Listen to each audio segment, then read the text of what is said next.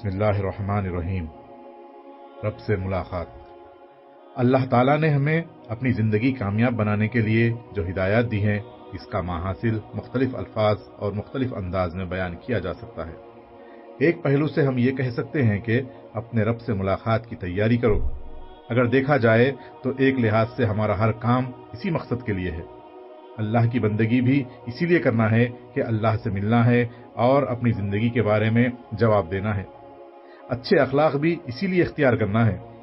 عبادات اور اللہ کی راہ میں جہاد اور اس کے دین کے لیے ساری سرگرمیاں بھی اسی کے لیے ہیں۔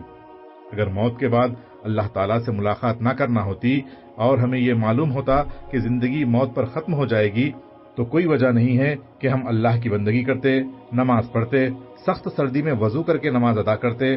کوئی وجہ نہیں کہ ہم سچ بولیں، وعدہ پورا کریں، دوسروں کے حقوق ادا کریں اور کسی پر ظلم نہ کریں۔ کوئی وجہ نہیں ہے کہ ہم دین کی خدمت کے لیے اللہ کی راہ میں وقت اور مال لگائیں، دعوت کا کام یا جہاد کریں۔ اللہ سے ملاقات نہ کرنا ہو تو یہ سارے کام فضول اور بیکار ہوں گے۔ حقیقت یہ ہے کہ زندگی کے ہر کام میں حقیقی معنی اس یقین سے پیدا ہوتے ہیں کہ اللہ سے یقیناً ملاقات کرنا ہے اور اپنی زندگی کے بارے میں جواب دینا ہے۔ آخرت کی یاد دہانی۔ اللہ سے ملاقات پر یقین اور اس کے لیے تیاری ہی وہ قوت اور وہ روشنی ہے جو اللہ کی راہ پر چلنے کے لیے طاقت بخشتی ہے اور زندگی کی راہیں روشن کرتی ہیں۔ یہی وہ چیز ہے جس کو ہم پاور ہاؤس کہہ سکتے ہیں۔ وہ پاور ہاؤس جس کے بل پر اچھے اعمال، پاکیزہ اخلاق اور دینی جد و جہد کی گاڑی رواں دواں رہتی ہے۔ انبیاء کرام اور خود ہمارے نبی صلی اللہ علیہ وسلم کو جب اس کام کی ذمہ داری دی گئی کہ وہ اللہ کے بندوں کو اللہ کی طرف بلائیں، تو انہوں نے سب سے پہلے اللہ سے ملاقات کے لیے تیاری کرنے کی دعوت دی، دنیا کی بے ثباتی اور آخرت کی دائمی زندگی کا یقین دلایا۔ جب حضور صلی اللہ علیہ وسلم کو عام لوگوں کے سامنے دعوت پیش کرنے کا حکم ہوا تو آپ صلی اللہ علیہ وسلم سے پہلی بات یہی کہی گئی کہ قم فانذر، اٹھو اور خبردار کرو۔ پھر جب حکم آیا کہ اپنے رشتہ داروں کو دعوت دو تو تب بھی یہی حکم ہوا، وانذر عشیرتک الاقربین، جو تمہارے قریبی رشتہ دار ہیں ان کو ڈراؤ، آگاہ کرو، ہوشیار کرو۔ جب وہی باقاعدہ نازل ہونا شروع ہوئی تو حضور صلی اللہ علیہ وسلم کے لیے نبی اور رسول سے زیادہ منذر کا لفظ استعمال ہوا ہے، جس کے معنی ہیں ڈرانے والا، آگاہ کرنے والا، خبردار کرنے والا۔ اسی لیے نبی کریم صلی اللہ علیہ وسلم نبوت کے پہلے دن سے لے کر آخری لمحے تک اللہ سے ملاقات کی مسلسل تذکیر کرتے رہتے اور اس کے لیے تیاری کرنے کی تاکید فرماتے رہتے۔ آپ صلی اللہ علیہ وسلم اپنے ساتھیوں سے جو گفتگو بھی کرتے، جو تقریریں کرتے، جو خطبے دیتے، غلطیوں پر ٹوکتے اور اچھی باتوں کی تعریف کرتے، تو اس دوران میں موت کے بعد کی زندگی کی یاد دلاتے، جنت کی خوشخبری سناتے اور نار جہنم سے ڈراتے۔ قرآن مجید میں وہ آیات بہت کثرت سے موجود ہیں جو آخرت کا ذکر کرتی ہیں، اللہ تعالیٰ سے ملاقات کی یاد دلاتی اور اس سے ملاقات کی تفصیلات بیان کرتی ہیں۔ حضور صلی اللہ علیہ وسلم اکثر ایسی ہی آیات نمازوں میں تلاوت فرمایا کرتے تھے۔ فجر کی نماز میں آپ زیادہ تر سورہ قاف کی تلاوت کرتے اور سورہ میں پورا بیان ہی آخرت کا ہے کہ موت حقیقت کو آشکار کرتی ہوئی آ گئی، سور پھونک دیا گیا، سب کے سب اللہ کے سامنے پہنچ گئے، حساب و کتاب ہو گیا، کوئی اس جہنم میں ڈالا گیا جس کا پیٹ کسی طرح نہیں بھرتا اور کسی کے قریب وہ جنت لائی گئی جس میں ہر خواہش پوری ہوتی ہے۔ اس طرح سورہ واقعہ، حامیم سجدہ، سورہ دہر، سورہ تکویر، انفطار، غاشیہ وغیرہ کی تلاوت بھی آپ صلی اللہ علیہ وسلم کثرت سے فرماتے۔ آپ صلی اللہ علیہ وسلم خطبے دیتے تو اس میں بھی عموماً قرآن مجید کی وہ آیات بیان فرماتے جو آخرت اور موت کی تیاری سے متعلق ہیں۔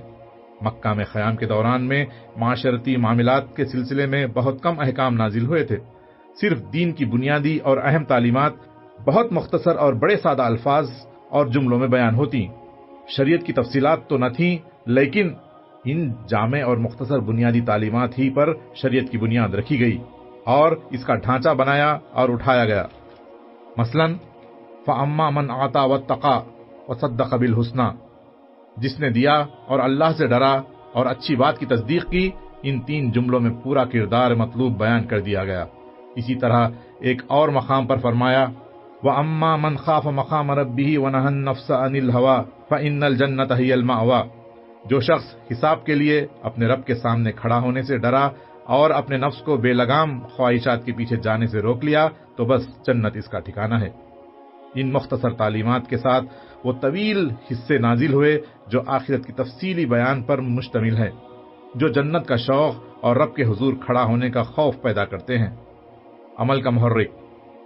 مدینہ منورہ میں اسلامی ریاست کی تشکیل کے بعد جب اسلامی معاشرہ وجود میں آ گیا اور مزید تفصیلی احکام نازل ہونا شروع ہوئے تو ان احکام کے ساتھ ساتھ یہ تاکید بھی مسلسل کی گئی کہ اللہ سے ڈرو جس کے پاس تمہیں لوٹ کر جانا ہے، جس کا عذاب بہت سخت اور دردناک ہے، جو ہر بات کو سنتا ہے، ہر عمل کو دیکھتا ہے اور جانتا ہے، اور وہ تم سے حساب لے گا۔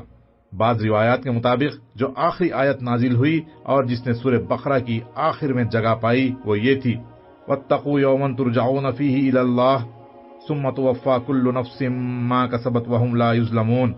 اس دن سے ڈرو جس دن تم اللہ کی طرف لوٹائے جاؤ گے، پھر ایک کو اس کی کمائی کا پورا بدلہ دیا جائے گا اور کسی کے ساتھ کوئی زیادتی نہ ہوگی۔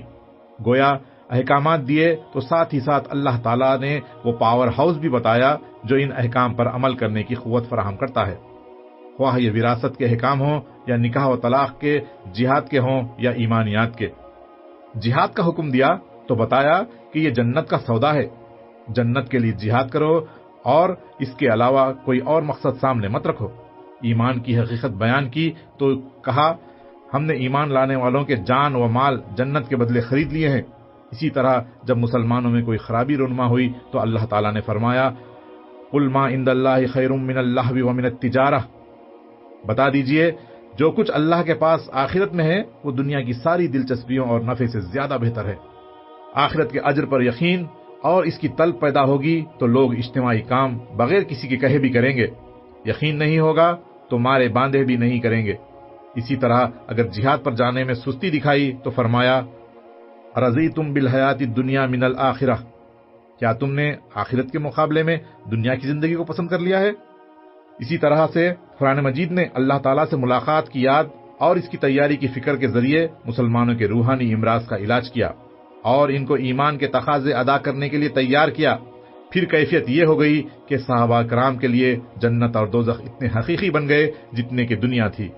ایسا نہیں کہ ان پر ہر وقت ایک جیسی کیفیت طاری رہتی تھی، وہ بھی انسان تھے اور ہر قسم کے حالات سے گزرتے تھے، لیکن ان کو غیب پر ایمان حاصل تھا۔ غیب پر ایمان ہی ان کے تقوی کی بنیاد تھا۔ اللہ تعالیٰ نے سورہ بقرہ میں متقین کی سب سے پہلی صفت ہی یہ بیان کی ہے کہ یؤمنون بالغیب، وہ غیب پر ایمان رکھتے ہیں۔ غیب میں اللہ تعالیٰ کی ذات بھی شامل ہے، جنت بھی اور دوزخ بھی۔ ان پر ایمان کے بغیر تقوی پیدا ہی نہیں ہو سکتا۔ صحابہ کا یہ حال تھا کہ گویا جنت میں رہتے، جنت کی خوشبو سونگتے اور جنت کی نعمتوں کا مزہ چکھتے ہوں۔ جنت مقصود و مطلوب تھی تو وہی نگاہوں میں سمائی رہتی۔ ان کو دنیا میں بھی جنت کا مزہ آ گیا تھا۔ وہ دوزخ سے اس طرح ڈرتے، کانپتے اور لرزتے تھے کہ ان کے چہروں کے رنگ بدل جاتے، جسم کے رونگٹے کھڑے ہو جاتے، آنکھوں سے آنسو بہنے لگتے، داڑھیاں بھیگ جاتی، گویا کہ آگ کے گڑھے کے کنارے پر کھڑے ہوں۔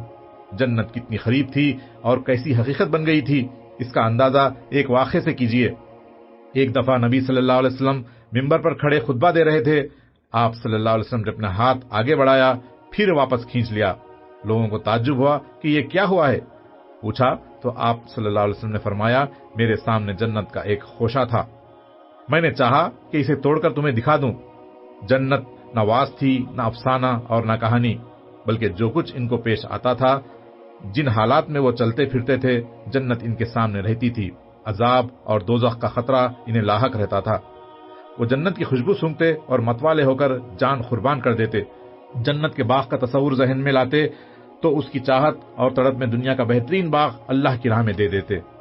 آندھی چلتی تو کانپ اٹھتے، کسی خبر پر کھڑے ہوتے تو زار و خطار روتے۔ اسی چیز نے ان میں بے مثال قربانی، اطاعت اور اللہ کے ساتھ تعلق پیدا کیا تھا۔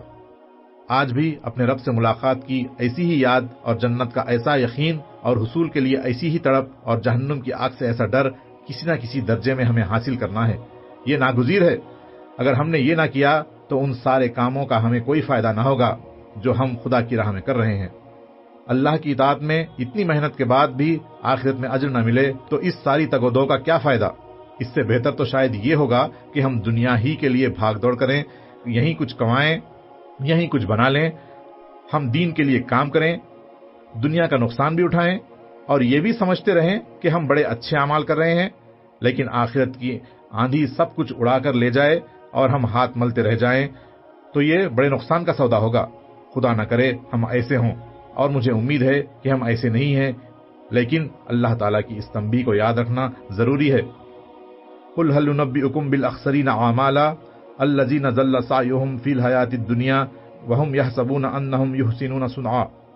اے نبی صلی اللہ علیہ وسلم، ان سے کہو کیا ہم تمہیں بتائیں کہ اپنے اعمال میں سب سے زیادہ ناکام و نامراد کون لوگ ہیں؟ وہ کہ دنیا کی زندگی میں جن کی ساری سعی و جہد راہ راست سے بھٹکتی رہی اور سمجھتے رہے کہ وہ سب کچھ ٹھیک کر رہے ہیں۔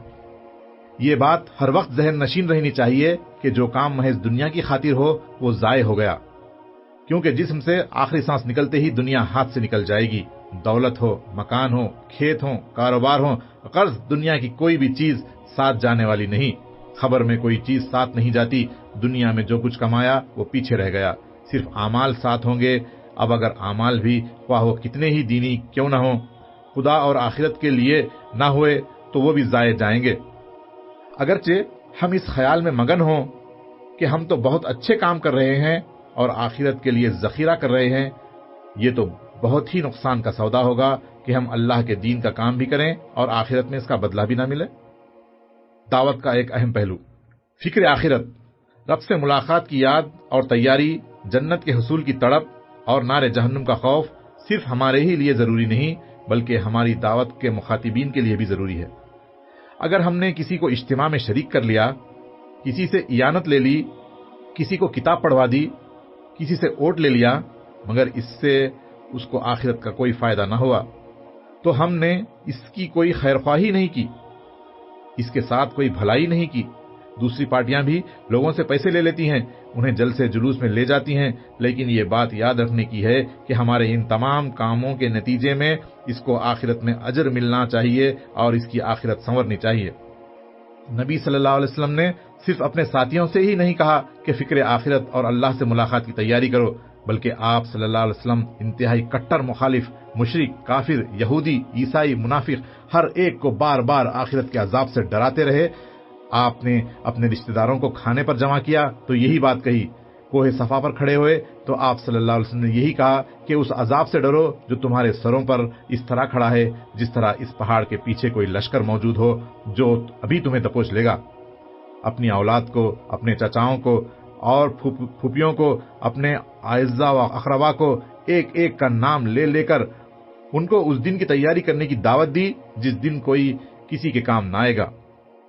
ہر نبی کو اللہ تعالیٰ نے یہی کہہ کر بھیجا کہ انذر قومک، اپنی قوم کو خبردار کرو اور ڈراؤ اس سے پہلے کہ عذاب آ جائے۔ قرآن کا ایک بڑا حصہ آخرت کے بیان ہی پر مشتمل ہے۔ صرف یہ دعوت ہی نہیں دی گئی کہ اپنے رب کی ملاقات کی تیاری کرو، بلکہ بڑی تفصیل کے ساتھ بیان کیا ہے کہ آخرت کیسی ہوگی، کس طرح خبر سے اٹھو گے، کس طرح اللہ کے سامنے جاؤ گے، حشر کا میدان کیسا ہوگا، وہاں کیا سما ہوگا، اعمال کا وزن کیسے ہوگا، عذاب کس قسم کا ہوگا، کیسی ذلت و رسوائی و حسرت و ندامت ہوگی، جہنم کی آگ کیسی ہوگی، آگ کے کوڑے ہوں گے، پینے کے لیے کھولتا پانی ہوگا جس سے آنتیں کٹ جائیں گی، سر پر آگ کا سایہ ہوگا اور لیٹنے کے لیے آگ کا بستر۔ گویا ایک ہولناک منظر ہے جس کی تصویر کشی کی گئی ہے۔ قرآن میں یہ احکام کی اتنی تفصیل بیان نہیں ہوئی، لیکن آخرت کے حوالے سے ایک ایک چیز کی تفصیل بیان کی گئی ہے۔ یہ نہیں بیان کیا کہ ہر نماز کی کتنی رکعتیں ہیں، ان میں فرائض کیا ہیں اور سنن و مستحبات کیا ہیں، زکوٰۃ کا نصاب کیا ہے، لیکن آخرت کی ایک ایک بات بڑی تفصیل سے بیان کی گئی ہے۔ ایک ایک عذاب کی تفصیل ہے، ایک ایک نعمت کا تذکرہ ہے۔ جنت کیسی ہوگی، اس میں بالا خانے ہوں گے، محلات ہوں گے، خیمے ہوں گے، گھنے اور لمبے سائے ہوں گے، ہر قسم کے پھل اور میوے ہوں گے، انگور ہوں گے، انار ہوں گے، کھجور ہوگی، کیلا ہوگا، بیری کے درخت ہوں گے، پانی، دودھ، شہد، غرض ہر قسم کے بہترین مشروبات کے چشمے بہہ رہے ہوں گے، حسین و جمیل رفاقتیں ہوں گی، حوریں ہوں گی، اور یہ سب کچھ ہمیشہ ہمیشہ کے لیے ہوگا۔